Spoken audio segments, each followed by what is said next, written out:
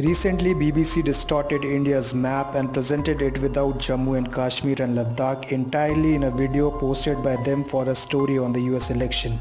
But after outrage on internet, they apologized and replaced it by correct map of India. But BBC is not the first one which distorted India's map. On numerous occasions in the past, several foreign media and tech giants also have distorted it. In April 2015, international news channel Al Jazeera forced to go off air in the country for 5 days as the government penalized it for showing wrong map of India. In May 2018, Amazon published incorrect map of India on the brochures of its event. October 2020, Saudi Arabia printed wrong map on banknote leaving Jammu and Kashmir. December 2020, Wikipedia did the same on its website. Feb 2021, WHO shared a controversial map where again Jammu and Kashmir and Ladakh was not shown as Indian territory. They all replaced the distorted map by correct map and apologized after Indian government asked them to. But why they all are getting it wrong? They all are not small entity. They all are big giants and India is quite crucial for them. Even more suspicious is that all of them has done common distortion in the map. That's bizarre, especially when BBC does it. BBC is UK's official broadcaster. These are the same Britishers who actually had drawn this map while partition of India that led to killing of 1,000 innocents. Is it possible for them to forget it?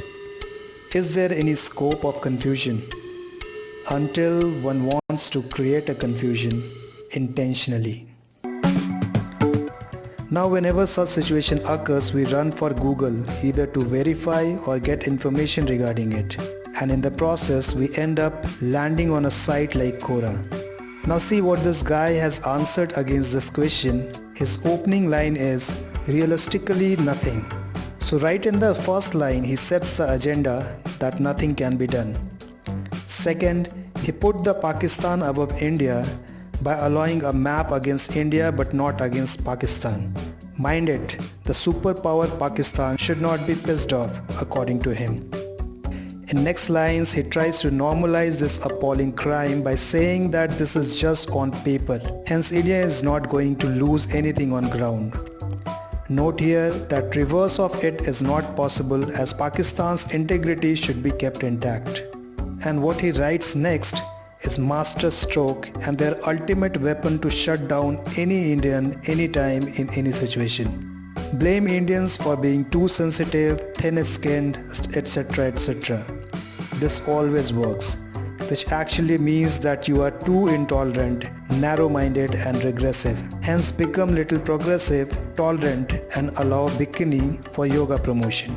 To hell with your land showing in Pakistan and China's territory. Now let's see what international media says about it. This is Washington Post article posted on May 2016. This is when India was trying to bring a law to curb wrong depiction of map of India, under which a fine up to ₹100 crore and jail within a maximum term of 7 years were proposed to the violators. The heading of this article itself is mocking this attempt of India. And the first line of article moves even 2 steps ahead and accuses India as illegal land grabber. Can you believe it?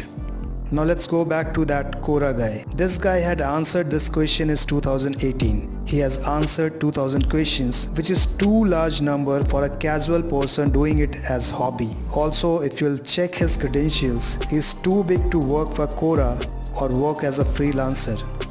Until and unless he is an influencer supported by a particular lobby and working on behalf of them. If you check his Twitter account, you will find his tweets and retweets only against current government. However, he is doing it quite sophisticated way, but it's not too hard to understand that which side he is. Check these 2 tweets of him, one almost like a poor joke, and other supporting tweet of Kavita Krishnan, a well-known urban Naxal. Now, let's put all these broken pieces together.